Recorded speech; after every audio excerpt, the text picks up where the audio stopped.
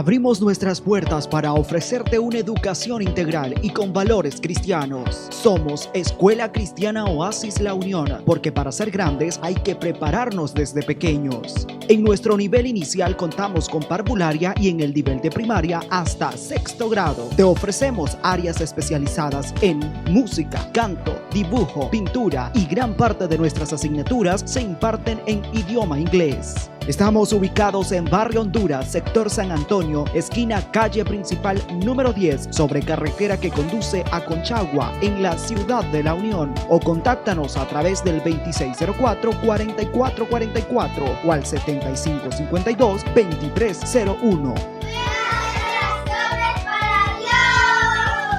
Matrícula abierta. El siguiente programa es clasificación A, para todo público. Dirección de Espectáculos Públicos, Radio y Televisión. Ministerio de Gobernación.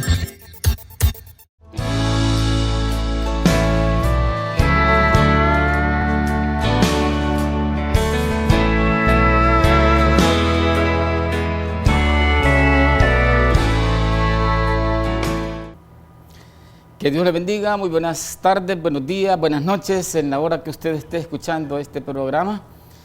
Fundamentos, le damos gracias a Dios que una vez más podemos estar en la intimidad de su hogar, compartiendo el mensaje de la palabra de Dios, agradeciendo la bendición de este canal 9, en donde se nos concede tener este espacio para poder hablar de ese fundamento tan importante como es la palabra de Dios para nuestra vida. Le invito a que tengamos una palabra de oración y poder pedir al Señor la bendición en este tiempo.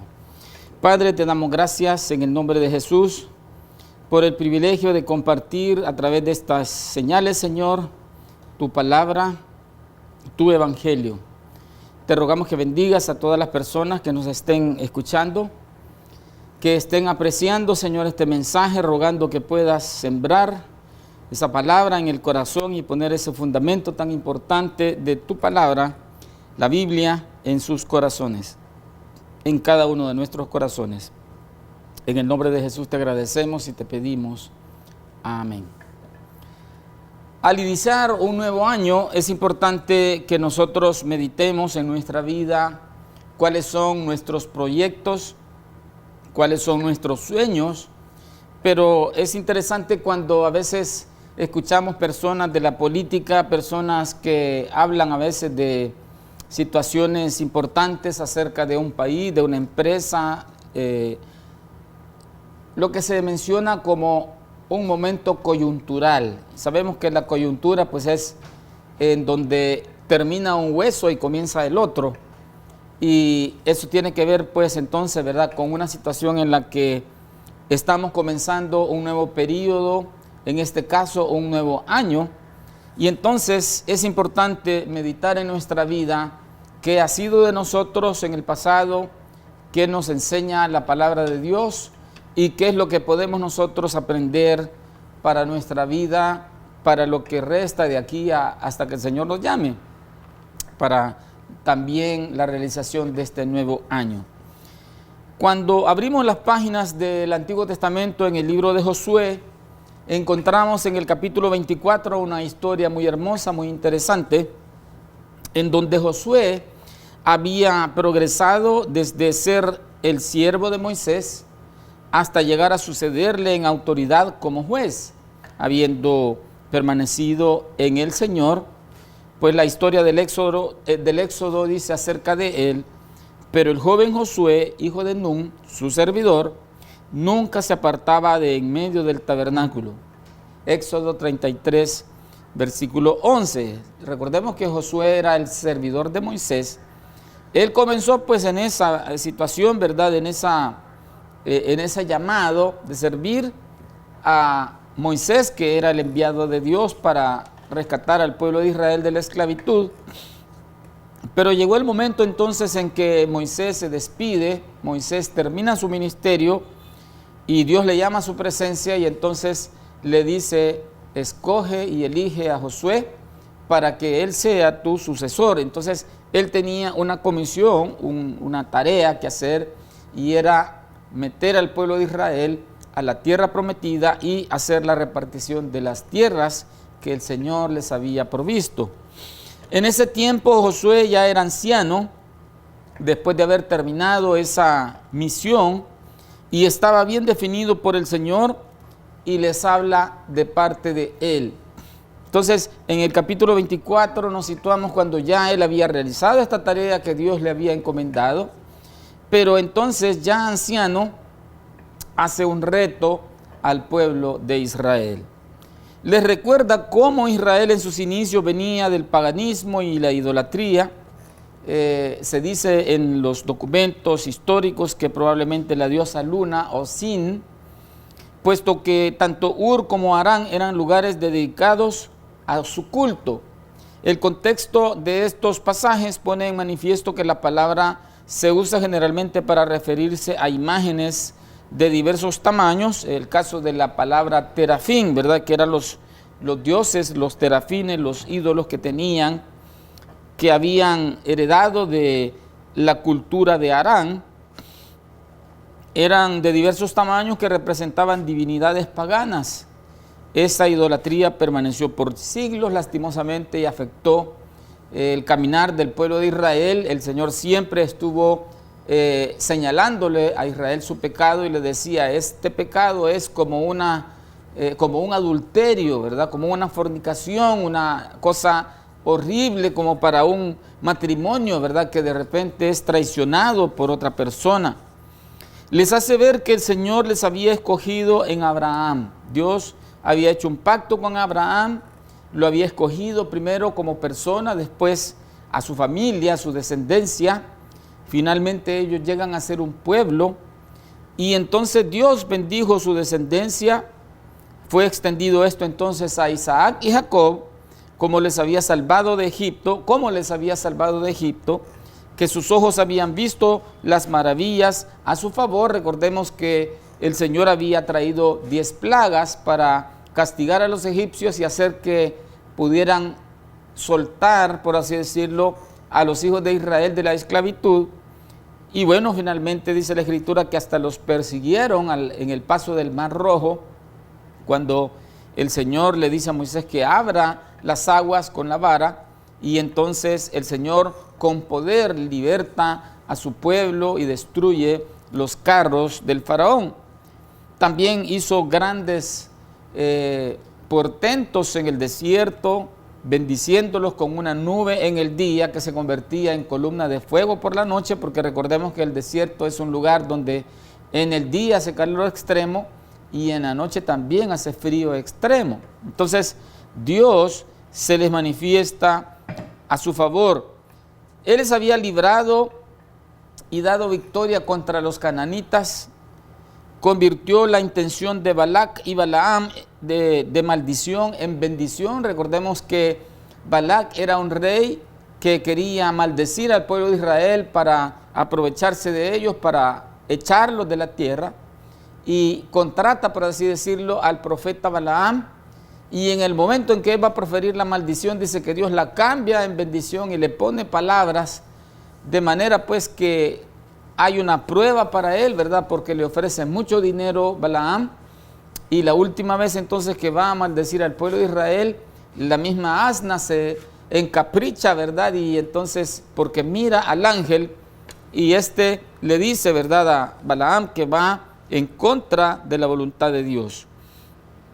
También el Señor le libró al pueblo de Israel de varias etnias, de muchas tribus, y les dio muchas bendiciones sin que hubieran trabajado por ellas. Eso es lo que menciona en la primera parte del capítulo 24 de Josué, que le dice de parte del Señor Josué al pueblo: miren, ustedes han recibido muchas bendiciones, no han trabajado para obtener esas viñas, esas heredades, esos lugares hermosos, porque Dios es el que les ha dado todo esto, porque imagínense que hasta utilizó plagas para echar hasta reyes para favorecerles. Entonces el Señor envió los tábanos para echar fuera, ¿verdad?, a los enemigos de los israelitas, para que ellos pudieran entrar con toda tranquilidad y sin mayor dificultad a la tierra prometida.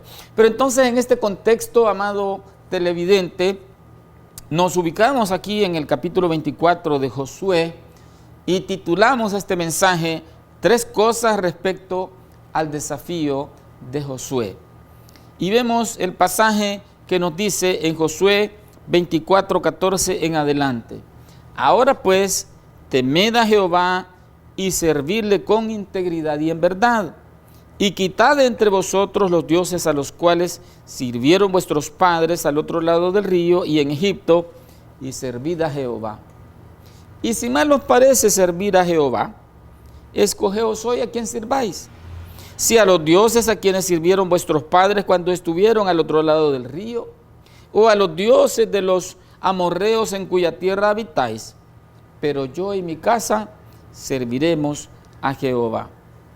Entonces el pueblo respondió y dijo: nunca tal acontezca de que dejemos a Jehová para servir a otros dioses, porque Jehová nuestro Dios es el que nos sacó a nosotros y a nuestros padres de la tierra de Egipto, de la casa de servidumbre, el que ha hecho estas grandes señales y nos ha guardado por todo el camino por donde hemos andado y en todos los pueblos por entre los cuales pasamos. Y Jehová arrojó de delante de nosotros a todos los pueblos y al amorreo que habitaba en la tierra. Nosotros pues también serviremos a Jehová porque Él es nuestro Dios. Entonces Josué dijo al pueblo: no podréis servir a Jehová porque Él es Dios santo y Dios celoso. No sufrirá vuestras rebeliones y vuestros pecados. Si dejareis a Jehová y sirviereis a dioses ajenos, Él se volverá y os hará mal y os consumirá, después que os ha hecho bien. El pueblo entonces dijo a Josué: no, sino que a Jehová serviremos. Y Josué respondió al pueblo: vosotros sois testigos contra vosotros mismos de que habéis elegido a Jehová para servirle. Y ellos respondieron: testigos somos. Quitad pues ahora los dioses ajenos que están entre vosotros, e inclinad vuestro corazón a Jehová, Dios de Israel. Y el pueblo respondió a Josué: a Jehová nuestro Dios serviremos, y a su voz obedeceremos.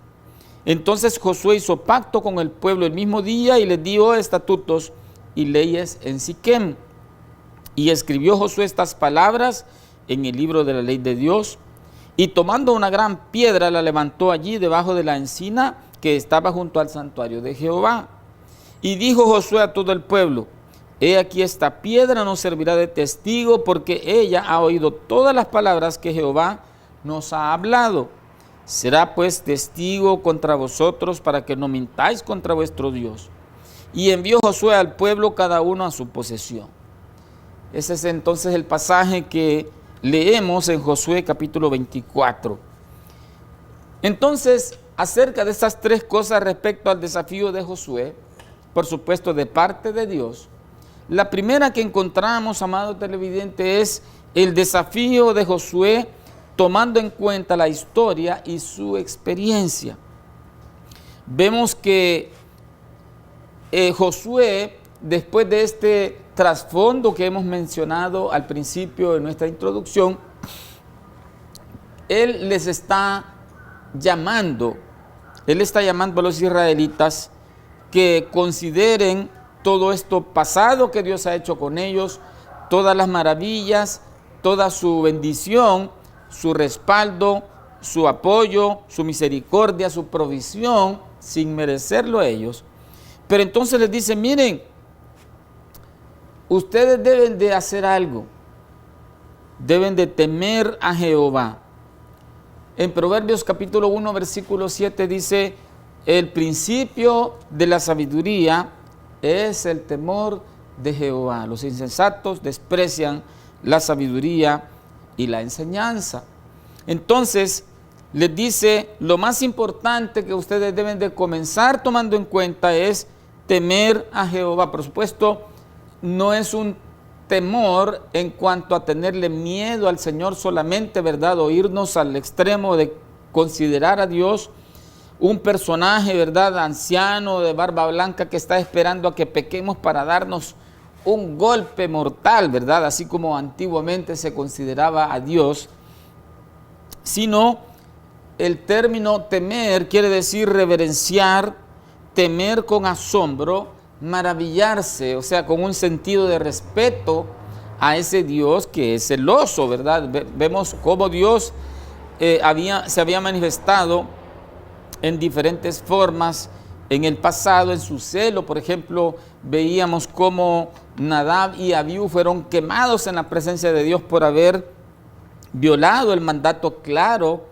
y bueno, expresado de forma contundente a Aarón y a Moisés, diciéndoles: no se cambiará la fórmula del incienso y el fuego no se tomará de ninguna otra parte, sino el que está continuamente encendido, porque recordemos que Dios es el que trajo fuego de los cielos, y entonces de ese mismo fuego se tomaría para hacer el ofrecimiento del incienso delante del Señor. Entonces, bueno, dice que Nadab y Abiú inventaron no sé si una nueva fórmula de incienso, o sencillamente tomaron fuego de otra parte, ¿verdad? Y comenzaron el fuego con unos cuantos leños por ahí, de alguna forma, y quizás hasta podrían haber sido cosas inmundas que estuvieron en contacto con esto, ¿verdad? Entonces, de cualquier forma, dice la Escritura que era fuego extraño, y entonces Dios, en ese celo de su santidad, porque Él merece toda gloria, toda honra y todo respeto, ¿verdad?, fulminó a estos hombres, y todavía le dijo, ¿verdad?, a Aarón: no puedes llorar a tus muertos, porque esto es una ofensa grave para el Señor. Entonces, el primer desafío, ¿verdad?, que hace Josué al pueblo, les dice: teman a Jehová, o sea, reconózcanle, respétenle y honrenlo, ¿verdad?, como un Dios santo, pero también servirle con integridad y con verdad. Y esto tiene que ver con hacerlo perfectamente, completamente, sin tacha. Servirle al Señor quería decir, no como por ejemplo alguien, ¿verdad?, que toma una escoba y se pone a barrer, a servir a alguien, ¿verdad?, sino servir quiere decir dedicar la vida al Señor, quiere decir caminar delante de Él, ¿verdad?, viviendo que Él sea el motivo de la vida de la persona, en este caso del pueblo, ¿verdad? El pueblo debía de estar orientado a que su existencia era para el Señor, para su agrado, haciendo su voluntad. Pero también le decía Josué al pueblo: quiten los ídolos, ¿verdad? Y le está diciendo: miren, ustedes han visto el proceder de nuestros antepasados, ¿verdad? Taré pertenecía a la cultura antigua, anteriormente a la babilónica, ¿verdad? Previa a la babilónica. Y entonces allí tenían sus ídolos, probablemente este era uno, ¿verdad? El dios de la luna, que se llamaba Sin. Y habían otros, ¿verdad? Por ejemplo, vemos allá cuando narra la Escritura acerca de Jacob, que se había casado, ¿verdad?, con las hijas de Labán, y entonces dice que cuando él se dispone a regresar, Lea esconde los ídolos de su padre, ¿verdad?, se sienta encima de ellos y bueno, le dice: mira, estoy con la costumbre de las mujeres, ¿verdad?, que no puedes revisar, y entonces ella lleva los ídolos que eran de la familia. Entonces esa era una costumbre antigua que había hecho tanto daño al pueblo de Dios. Pero Josué le dice a los israelitas: apártense de toda idolatría. Podrían escoger entre los dioses de los antepasados en Harán. Les dice: miren, vamos a hacer una cosa, escojan ustedes, porque tenían libertad. Y les dice: si ustedes quieren servir a aquellos dioses, sírvanles a los de nuestros padres. Si quieren servirle a los dioses de esta tierra en donde nosotros habitamos, ¿verdad?, de nuestros vecinos, allá ustedes. Porque en realidad era una especie de sarcasmo que Josué les decía: miren, si ustedes quieren, pueden servir a los dioses vecinos, ¿verdad? Y recordemos que el pueblo de Israel había vencido en el nombre del único Dios verdadero a todas esas etnias, a todos esos pueblos que se amparaban en sus dioses. Según ellos, sus dioses eran más poderosos que el Dios de Israel, pero se dieron cuenta que era todo lo contrario. O sea, como dice el apóstol Pablo en el Nuevo Testamento, el ídolo en realidad nada es, ¿verdad? Porque no tiene ninguna capacidad de hacer ni bien ni mal, pues porque es una imagen, es una escultura. Entonces lo mismo sucedía con los israelitas, ¿verdad? Y les decía, miren, si quieren servir a estos dioses, a quien el Señor verdaderamente ha derrotado y demostrado que son nada, allá ustedes. Pero él estaba definido con su casa, porque dice, pero yo y mi casa serviremos a Jehová. ¿Y quién es Jehová? Es el único Dios verdadero, el que se identificó con Moisés allá en la zarza, cuando dice la Biblia que Moisés andaba pastando las ovejas de su suegro y encontró que había una planta espinosa, que era una zarza que empezó a arder, pero dice que lo curioso es que esa zarza no se consumía, o sea, seguía ardiendo y ardiendo como que era una cosa, ¿verdad?, de combustible perenne. Y entonces dice que él se acercó para ver qué significaba eso, qué era eso. Y entonces dice que Dios le habla de en medio de la zarza y le dice, Moisés, quita el calzado de tus pies porque el lugar en que estás es tierra santa. Y entonces allí le hace el llamado para seguirle, se identifica como el único Dios verdadero y le dice, yo soy el que soy, yo soy te manda. O sea, el ser por excelencia, el ser que tiene existencia propia y que no ha sido creado, el que sostiene todas las cosas, como dice Juan, ¿verdad? En él estaba la vida y la vida era la luz de los hombres. Como dice en Génesis, en el principio creó Dios los cielos y la tierra estaba desordenada y vacía y dijo Dios. Entonces la palabra creadora de Dios es la que ha hecho todas las cosas. Entonces Él es el que sustenta todas las cosas con la palabra de su poder, como dice acerca del Señor en el libro de Hebreos. Pero entonces Josué estaba, repito, definido con su casa, decía, yo y mi casa serviremos a Jehová. Primeramente era real para él mismo, pero también él se estaba encargando de enseñarle a su descendencia, a sus hijos, a sus siervos, a las personas que tenía en su hogar, la importancia de servir al Dios único y verdadero. ¿Cuántas veces nos damos cuenta que el espejo es uno de los peores y desconocidos ídolos que pudiéramos tener? Porque uno puede decir, ¿verdad?, ¿qué es un ídolo aquí y ahora? Pues yo le puedo decir, un ídolo es cualquier persona, animal o cosa que suplanta al único Dios verdadero. La Biblia dice que Dios es invisible y allá en el libro de Éxodo decía, ¿verdad?, el mandamiento, no te harás imagen ni ninguna semejanza de lo que esté arriba en el cielo, ni abajo en la tierra, ni en las aguas debajo de la tierra, no te inclinarás a ellas, ni las honrarás, porque yo soy Jehová tu Dios celoso, fuerte, que visito la maldad de los padres sobre los hijos hasta la tercera y cuarta generación de los que me aborrecen. Sin embargo, dice, hago misericordia a millares, o sea, 1000 generaciones, a los que me aman y guardan mis mandamientos. Entonces, aplicando esta primera parte del desafío de Josué, tomando en cuenta la historia y su experiencia, podemos decir que para nosotros hoy es importante echar mano del arrepentimiento y de la fe en Jesucristo. El arrepentimiento de nuestras idolatrías, el arrepentimiento de valorar más cualquier persona, animal o cosa antes que a Dios.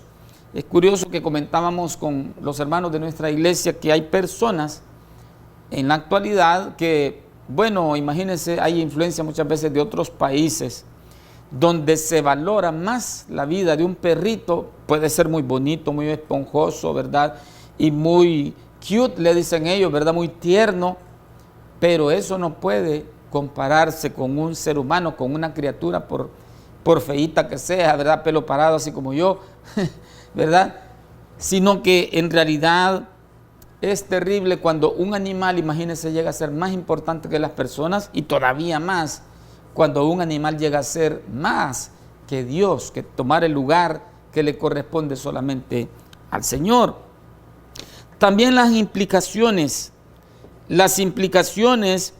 de esto, ¿verdad?, de el arrepentimiento y creer y confiar solamente en Cristo, que tiene que ver con desechar toda idolatría en nosotros. Porque, repito, ídolo puede ser, con todo respeto, ¿verdad?, una madre, porque hay personas que veneran más a su mamá que al mismo Dios. O puede ser un hijo, ¿verdad?, que es el que llega a estar en un pedestal, ¿verdad?, de tal forma que hasta el hijo abusa de sus padres, le falta el respeto, ¿verdad?, se aprovecha de ellos, y la mamá por ahí lo tiene, ¿verdad?, y que, ay, pobrecito mi hijo, ¿verdad?, es que lo que pasa es que él no entiende, ¿verdad?, no lo comprende. Y entonces, qué terrible cuando hay ídolo en un hijo, en un padre, en una madre, en quien sea, ¿verdad?, o en lo que sea. Ver el proceder, el fin y las lecciones en otros que no temen al Señor, porque el pueblo de Israel veía el resultado de su religión sin mayor fruto, ¿verdad?, sin mayor provecho, y entonces Josué estaba desafiándoles. Así que cada uno de nosotros, ¿verdad?, puede recibir ese desafío de ver las lecciones en estas historias bíblicas, ¿verdad?, cómo las personas que se alejan de Dios, que están en contra de Dios, reciben el castigo merecido, ¿verdad?, por estar en contra de la voluntad de Dios. Y entonces cuán importante es que podamos nosotros observar el proverbio y poder aplicarlo a nuestra vida, es decir, no conviene que yo me aleje de Dios, no conviene que escoja otra persona que no sea el Señor para servirle, para seguirle. Definición en Cristo, buscando ser ejemplo y dirección a nuestra familia. Porque Josué para nosotros es el ejemplo de un hombre que dijo, estoy definido por el Señor. ¿Está usted definido por el Señor? ¿Estoy yo definido por el Señor? Y entonces ese es el primer desafío que nosotros tenemos. En segundo lugar, respecto a esas tres cosas, respecto al desafío de Josué, encontramos la respuesta del pueblo al desafío de Josué. Ellos declaraban que querían que nunca les sucediera dejar a Jehová para seguir a los ídolos. Fíjese qué interesante, ahí le respondían, ¿verdad? El pueblo les decía, nunca nos acontezca, ¿verdad?, nunca nos acontezca que nosotros dejemos al Señor. Porque mira, aquí está increpándoles Josué, ¿verdad? Pero en el versículo 16 dice, entonces el pueblo respondió y dijo, nunca tal acontezca que dejemos a Jehová para servir a otros dioses, porque Jehová nuestro Dios es el que nos sacó a nosotros y a nuestros padres de la tierra de Egipto, de la casa de servidumbre, el que ha hecho estas grandes señales y nos ha guardado por todo el camino por donde hemos andado y en todos los pueblos por entre los cuales pasamos. Entonces, fíjese qué interesante, muchos de estos israelitas habían recibido la historia de parte de sus padres. Recordemos que la mayor parte de israelitas murió en el desierto porque ellos se rebelaron contra Dios, fueron incrédulos con Dios, fueron contumaces y rebeldes, dice la Escritura, y rebeldes, y no entraron a la tierra prometida. Quienes entraron fueron los hijos, ¿verdad? Los hijos vieron las maravillas de Dios. Muchos de ellos habían visto con Josué también las maravillas de ese Dios todopoderoso. Y entonces ellos declaraban, nunca nos pase, ¿verdad?, que nosotros dejemos al Señor para servir a los ídolos, sino que nosotros, ¿verdad?, somos testigos de que Dios ha hecho grandes cosas entre nosotros. Entonces, lo que les había hecho ver de la historia Josué era cierto, cómo había escogido como pueblo de Dios a Israel, les había librado, les había bendecido. Ya hemos visto, ¿verdad?, que imagínense, Dios utiliza grandes maravillas, plagas como la muerte del ganado. A la gente en Egipto empezó a salirle unas pelotas, ¿verdad?, unos tumores. También se les murió el ganado. También tuvieron plagas de ranas, plagas de moscas, ¿verdad?, de muchas cosas. Y entonces la última plaga es que los hijos de cada casa allá en Egipto, el primogénito de cada casa moría. Y entonces Dios trajo, ¿verdad?, aquella bendición que podían matar un corderito, ¿verdad?, y ponían la sangre en el dintel en la Pascua, y entonces celebraban, desde entonces se celebra la Pascua, y ellos pudieron ser librados de ese ángel de la muerte. Entonces, qué tremendo, ¿verdad? Y ellos atestiguaban y decían, sí, es cierto lo que Dios ha hecho, es cierto las grandes cosas que Dios ha hecho y no lo podemos dejar, ¿verdad? Nosotros nos comprometemos a no dejar a ese Dios. Y bueno, ellos decían que le servirían porque Él era su Dios. Ahora, cuán importante es que podamos entender que lo que los israelitas están diciendo tiene realidad, ¿verdad? O sea, ellos eran testigos, pero el problema es que ellos estaban hablando de una forma arrebatada, ¿verdad? Ellos estaban prometiendo sin pensar en lo que estaban verdaderamente diciendo. Ellos porfiaron, según lo que se ve en la Escritura. Insistieron que escogían servirle y obedecerle, y lo prometieron delante del Señor que ellos iban a cumplir el hecho de estar sirviéndole solamente a Él y apartarse de toda idolatría. Veamos en el libro de Santiago, capítulo 3, en donde se nos habla este tema tan tremendo de la lengua. La lengua, por supuesto, es la capacidad de hablar, ¿verdad? Ese don que Dios nos ha dado de la capacidad de hablar, de comunicarnos. Pero dicen en el capítulo 3, versículos primeros: hermanos míos, no os hagáis maestros muchos de vosotros, sabiendo que recibiremos mayor condenación, porque todos ofendemos muchas veces. Si alguno no ofende en palabra, este es varón perfecto, capaz también de refrenar todo su cuerpo. He aquí nosotros ponemos freno en la boca de los caballos para que nos obedezcan, y dirigimos así todo su cuerpo. Mirad también las naves, aunque tan grandes y llevadas de impetuosos vientos, son gobernadas con un muy pequeño timón, por donde el que la gobierna quiere. Así también la lengua es un miembro pequeño, pero se jacta de grandes cosas. He aquí cuán grande bosque enciende un pequeño fuego. Y la lengua es un fuego, un mundo de maldad. La lengua está puesta entre nuestros miembros y contamina todo el cuerpo e inflama la rueda de la creación. Y ella misma es inflamada por el infierno, porque toda naturaleza de bestias y de aves y de serpientes y de seres del mar se doma y ha sido domada por la naturaleza humana, pero ningún hombre puede domar la lengua, que es un mal que no puede ser refrenado, llena de veneno mortal. Imagínense qué terrible cómo describe la palabra del Señor la lengua. O sea, los israelitas, ¿verdad?, se arrebataron, se apresuraron a prometer y a decir: no, hombre, mira, Josué, aquí estamos, ¿verdad?, y prometiendo delante de Dios, nos comprometemos. Pero qué tremendo, ¿verdad? Fíjese, podemos observar en nuestra propia cultura, que es conocida por ser de informalidad, de irresponsabilidad, de infidelidad, al igual que los israelitas. Josué podía advertirnos a nosotros en este tiempo que no cumpliríamos en nuestra capacidad, que es lo que vemos a continuación. Y es interesante, fíjese que estuvimos atendiendo a un primo de mi esposa, ¿verdad? Y su novia decía: no, miren, qué tremendo, ¿verdad? Hemos conocido una persona por ahí, ¿verdad?, que dice que se acababa de divorciar de su esposa, y nos enseñó la foto de la que ya iba a sustituir a su esposa. Era la otra persona que ya estaba, ¿verdad? Que por eso entendemos que por eso es que la había dejado, que lo había dejado. Pero lo más tremendo es que dice él: también tengo el repuesto del repuesto. O sea, la otra persona, por si con esta tampoco da resultado, ¿verdad?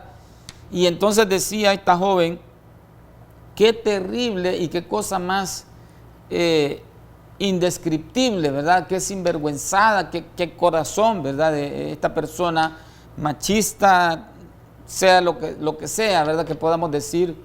Pero esa es la naturaleza de nuestra cultura latinoamericana, ¿verdad? Lastimosamente decimos una hora, llegamos 30 minutos más tarde, damos una promesa de que vamos a hacer tal cosa y después nos preguntan y no lo hemos hecho, ¿verdad? Porque no tenemos palabra, no tenemos firmeza en lo que prometemos. Y entonces, qué tremendo, ¿verdad? Poder considerar al pueblo de Israel, pero también nuestra propia vida. Entonces, vemos hasta aquí que es importante recordar lo que el Señor ha hecho por nosotros, para salvarnos a los que ya hemos sido salvos en su nombre, para rescatarnos, para bendecirnos. Es tremendo cuando, imagínense, personas que han estado a punto de morir, ¿verdad? Estuve viendo unos vecinos que hacía un rato se habían metido a su casa. Ellos suelen sacar una sillita, ¿verdad? De ahí se sientan a platicar. Pero hacía un rato ellos habían metido sus sillas, habían entrado, y viene un vehículo, ¿verdad? Y se sube a la acera porque perdió el control. Y entonces, dando gracias a Dios que ni el vehículo tenían ellos allí, ni tampoco ellos estaban sentados, porque si no, pues, o hubieran chocado, hubiera chocado con el vehículo, hubiera pasado llevándoselos a ellos. Y qué bendición, amado televidente, cuando reconocemos que Dios es el que nos guarda, como dice el Salmo: bendice alma mía a Jehová, y bendiga todo mi ser su santo nombre.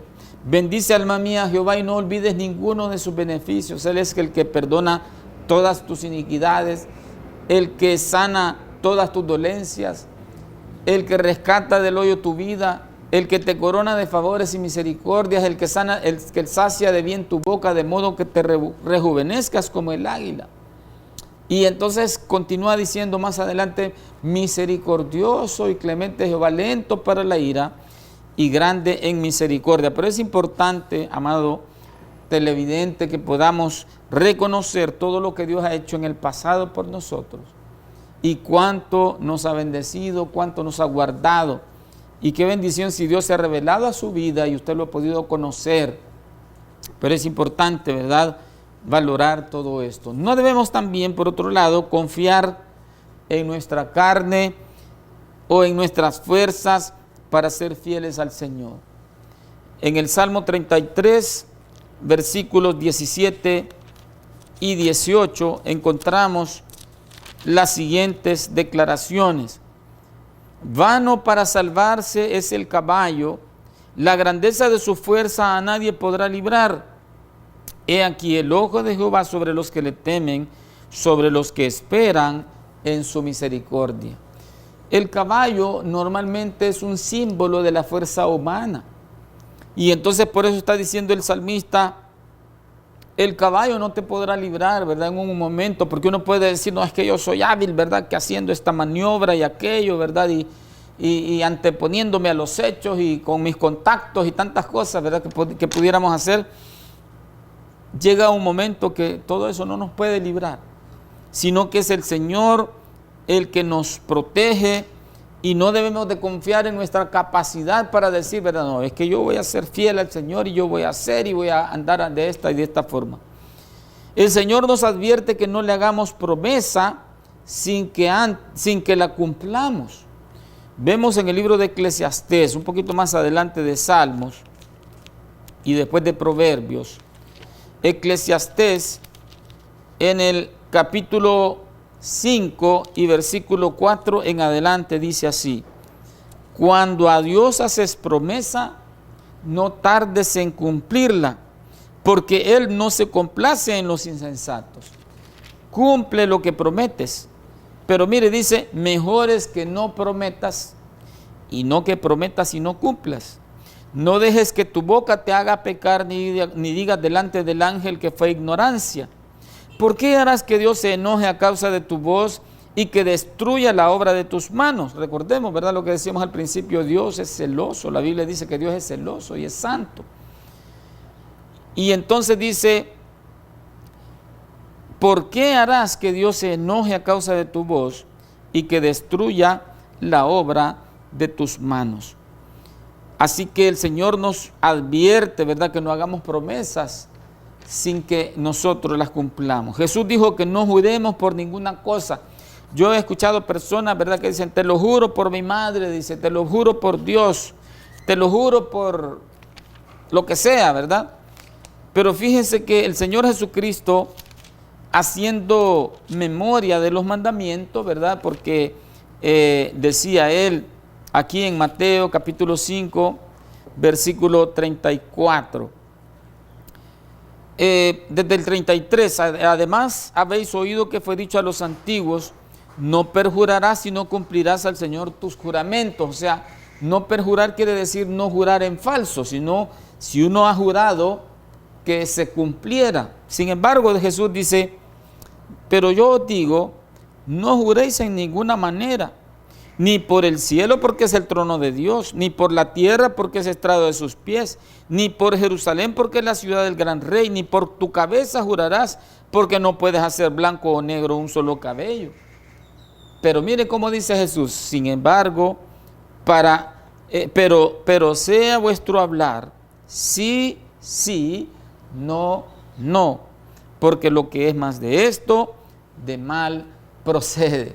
Entonces imagínense, Cristo dice, no jures, o sea, no pongas de testigo al cielo, ni la tierra, ni a tu cabello, ni quien sea, ¿verdad? Ni a Dios, por supuesto, mucho menos, sino que dice, cuando digas algo, sencillamente hazlo. Que vas a ir, pues ve, y si no vas a ir de un solo dile, no voy a ir, no puedo ir o no quiero, ¿verdad? Porque a veces puede ser que nosotros prometamos algo para quitarnos de encima a una persona, pero estamos claramente mintiendo, ¿verdad? Premeditadamente mintiendo, y que el Señor tenga misericordia de nosotros, ¿verdad? Porque, como decíamos, lastimosamente esa es nuestra cultura, pero necesitamos arrepentirnos. Ahora, en tercer lugar, vemos en relación a estos tres aspectos, ¿verdad? Tres cosas respecto al desafío de Josué. Es la respuesta de Josué a Israel respecto a su desafío, porque recordemos que Israel, ¿verdad?, le está diciendo a Josué, no, nosotros prometemos, ¿verdad?, nosotros vamos a seguir al Señor, no nos acontezca, ¿verdad?, que dejemos de servir al Señor. Pero Josué les dice, miren, ustedes no van a poder ser fieles al Señor, no van a poder cumplir esta promesa por su infidelidad. Ustedes son infieles. Y también por, como decíamos, la naturaleza santa y celosa de Dios. O sea, les dice, no, Dios no va a soportar que ustedes estén prometiendo ahorita y después violen sus mandamientos, quebranten sus leyes. Y entonces el bien que les ha hecho, les dice, se los va a revertir en maldición. Veamos en Romanos capítulo 7, del 14 en adelante. Dice, porque sabemos que la ley es espiritual. O sea, la ley es buena, la ley es preciosa, ¿verdad? Pero yo, dice Pablo, soy carnal, vendido al pecado. Porque lo que hago no lo entiendo, pues no hago lo que quiero, sino lo que aborrezco, eso hago. Y si lo que no quiero, esto hago, apruebo que la ley es buena. De manera que ya no soy yo quien hace aquello, sino el pecado que mora en mí.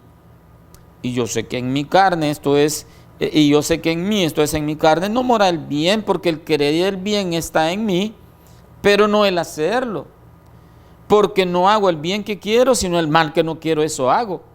Y si hago lo que no quiero, ya no lo hago yo, sino el pecado que mora en mí. Así que queriendo yo hacer el bien, hallo esta ley, que el mal está en mí. Imagínense quién está hablando, el mismo apóstol Pablo. Porque según el hombre interior me deleito en la ley de Dios, pero veo otra ley en mis miembros que se rebela contra la ley de mi mente y que me lleva cautivo a la ley del pecado que está en mis miembros. Miserable de mí, ¿quién me librará de este cuerpo de muerte? Imagínense qué terrible conclusión sacaba el apóstol Pablo, y por eso con toda razón Josué les decía a los israelitas, ustedes no van a poder cumplir por su naturaleza, por la naturaleza también santa de Dios y celosa de Él, y que aunque hubiera sido bueno el Señor, Él les haría mal y les consumiría con sus castigos. O sea que todavía se estaban arriesgando a algo peor, ¿verdad? Porque les decía, miren, el Señor ha sido bueno, les ha bendecido, pero si ustedes se comprometen y le fallan en su promesa, el Señor va a traer mal sobre ustedes. y les hizo ver que ellos eran testigos de sus promesas. Ellos eran testigos de lo que estaban diciendo, ¿verdad? Tenían que ser conscientes de lo que estaban diciendo y meditar bien, ¿verdad? Porque en realidad no era cosa de arrebatarse dándole promesas al Señor, sino meditar y decirle: Señor, mejor ayúdanos y cámbianos tú con tu poder, ¿verdad? Con tu gracia. Eso es lo que tenían que haber hecho. Pero fíjese, todavía dice la Escritura que Josué hizo un monumento. Dice que escogió una piedra grande, la puso allí como testigo de la promesa de los israelitas. Les dice: voy a poner este símbolo, esta gran roca, ¿verdad? La voy a levantar para que atestigue contra ustedes de que ustedes han prometido al Señor fidelidad. Ahora, fíjense que actualmente hay tantos monumentos para exaltar al hombre, tanto sus construcciones como a quien representan. Se habla, por ejemplo, de la Torre Eiffel, y por cierto dicen que en realidad no fue idea del arquitecto Eiffel, sino que fue de otro hombre que ni se menciona ni se conoce mucho su nombre, y de repente pues este proyecto cayó así como decimos vulgarmente, de carambola, ¿verdad? Que se aprobó y que lo hicieron, ¿verdad? Y quedó muy bonito y era construido para unos 20 años, pero resultó que era muy fuerte, ¿verdad? Y hasta la época permanece en pie como un símbolo de la nación de Francia. Pero imagínense, hay tantos monumentos de un personaje que representan un personaje o un ideal. Sin embargo, el monumento que erigió Josué fue para hacer un recordatorio de fidelidad a Dios, ¿verdad? Esa era una piedra, no era una imagen, sino que solamente era una piedra grande, ¿verdad? Que Josué levantó en aquel lugar. Me imagino que le pusieron alguna mezcla, ¿verdad? Qué sé yo, para poder dejarla permanente en aquel lugar como un símbolo. Y entonces le dice a Josué: esta piedra va a atestiguar contra ustedes. Entonces necesitamos reconocer, amado televidente, nuestra incapacidad, nuestra debilidad, así como Pablo reconocía. Imagínense el gran siervo de Dios, el apóstol Pablo, que llenó con el evangelio el mundo conocido, un hombre usado por Dios, que trajo todas estas cartas que son de gran provecho y bendición para el crecimiento espiritual de la iglesia actualmente. Pero él mismo decía: miren, yo no pretendo ya haberlo alcanzado, ¿verdad? No soy yo, sino la gracia de Dios en mí. Yo soy un hombre proclive o tendiente al pecado. Y a veces lo que no quiero hacer, termino haciendo. Mi deseo no es agradarme a mí ni la carne, ¿verdad? Pero llega un momento en que esta naturaleza se revela y me lleva cautivo. Y dice: miserable de mí. Pero más adelante dice: gracias doy a Dios por Jesucristo, porque Él murió por nuestros pecados, ¿verdad? Y dice 1 Juan 1:9: si confesamos nuestros pecados, Él es fiel y justo para perdonar nuestros pecados y limpiarnos de toda maldad. Entonces, necesitamos reconocer nuestra incapacidad, debilidad y naturaleza pecaminosa como para prometerle al Señor fidelidad. La voluntad de Dios no es que nosotros estemos jurando, ya dijo Cristo, ¿verdad? No juren por nada. Y tampoco decirle: Señor, te prometo, ¿verdad? Yo me comprometo delante de ti, sino necesitamos reconocer primeramente nuestra incapacidad, nuestra infidelidad, pero también descansar en la fidelidad de Cristo dependiendo de Él, porque dice en Efesios 2, versículo 10, haciendo Él en vosotros lo que es agradable delante de Él por Jesucristo. También en Judas 24 dice: aquel que es poderoso para guardaros sin caída y presentaros sin mancha delante de su presencia con gran alegría, a Él sea la gloria. Entonces necesitamos, amados, descansar en la fidelidad que Cristo nos ha impartido al haber muerto por nosotros en la cruz, ¿verdad? Porque Él allí pagó esa deuda que nosotros teníamos, nos imparte su santidad, nos pasa su santidad y su dignidad, y quita de nosotros, arranca de nosotros nuestra pecaminosidad y nos presenta como santos delante del Padre. Entonces debemos también reconocer a nuestro Dios como un Dios santo y celoso, ¿verdad? Porque decía Josué, temed a Jehová. Eso es bien importante, cultivar ese temor al Señor y decirle, ¿verdad, Señor? Yo sé que tú te ofendes cuando yo hago lo malo. Ayúdame a reconocer, ayúdame a estar consciente de eso. Pon el temor tuyo en mi corazón para cada día alejarme más del pecado y ser como Cristo. Gracias a Dios que Cristo es la garantía de nuestra salvación, reconciliación y fidelidad a Él. Porque Él decía, venid a mí, todos los que estáis trabajados y cargados, y yo os haré descansar. Llevad mi yugo sobre vosotros y aprended de mí, que soy manso y humilde de corazón, y hallaréis descanso para vuestras almas. Entonces, qué bendición que hay una garantía de salvación en Cristo. Hay reconciliación en Cristo y hay poder para ser fiel al Señor en Cristo, ¿verdad? En sus méritos, en su gracia, en su capacidad, en el Espíritu Santo que nos es dado, ¿verdad? Para ir siendo cambiados día con día. Puede ser que estemos tropezando constantemente, que estemos fallándole al Señor, pero en 1 Juan 1:9 dice, si confesamos nuestros pecados, Él es fiel y justo para perdonar nuestros pecados y limpiarnos de toda maldad.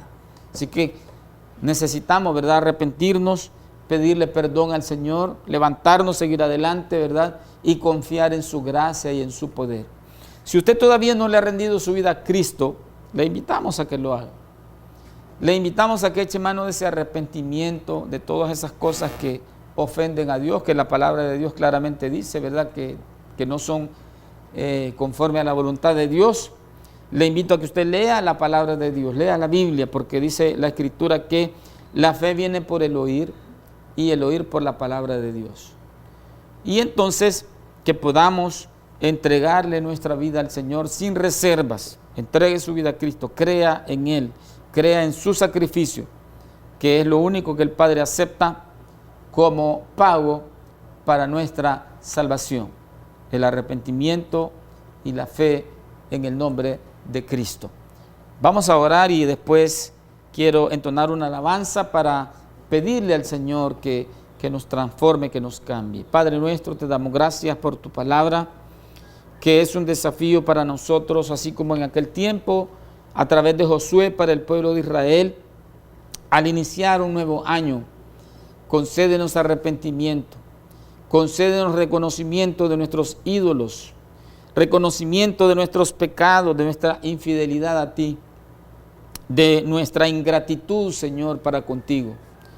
Lávanos esa sangre preciosa de Cristo, perdónanos y transfórmanos, concédenos esa fe verdadera en Él y ese arrepentimiento genuino que solamente tú lo puedes producir. Y danos esos propósitos, Señor, para una vida cercana a ti, una vida consagrada a ti, una vida que se parezca cada día más al Señor Jesucristo, por tu gracia, por la capacidad que tú das, en su nombre. Por medio de Él oramos y te agradecemos, Señor. Amén y amén. Y este canto expresa lo que el autor le pide al Señor, ¿verdad? Un cambio, una transformación, puesto que muchas veces puede ser que nos sintamos satisfechos como estamos. En este tiempo se enfatiza mucho de parte de la psicología, ¿verdad? Que nos amemos a nosotros mismos, que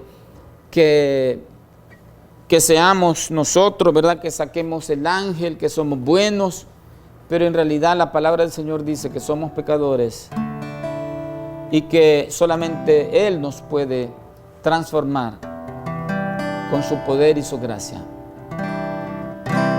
Cámbiame, Señor,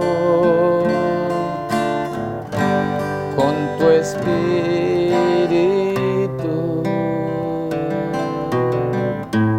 Cámbiame, Señor,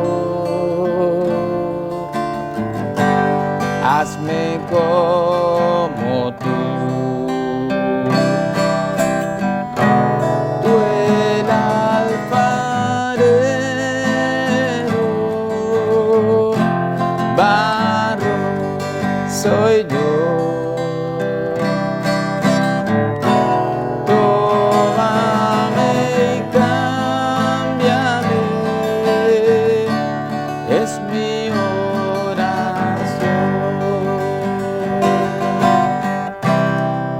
cámbiame, Señor, con tu espíritu. Cámbiame, Señor, hazme como tú. Tú el alfarero, barro soy yo. Tómame y cámbiame, es mi oración. Cámbiame, Señor, con tu espíritu.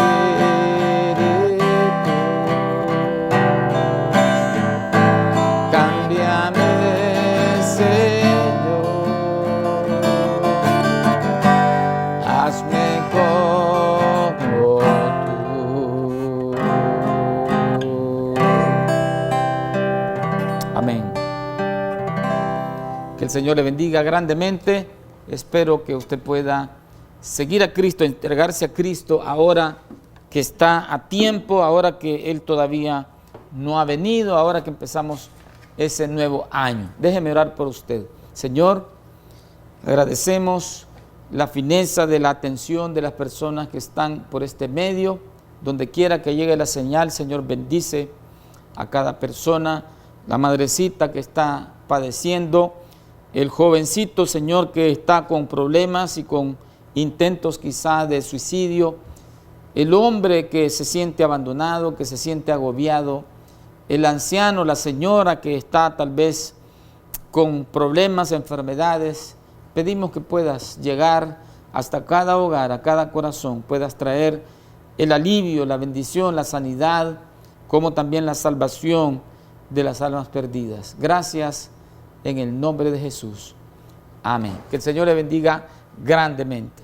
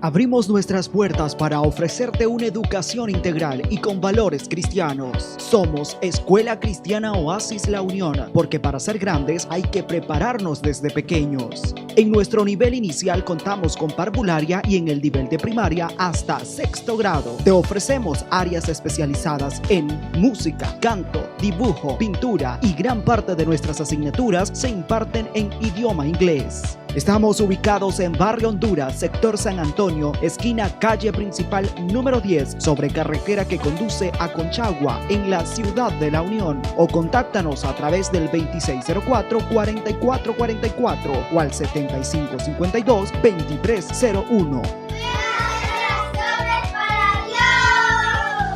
Matrícula abierta.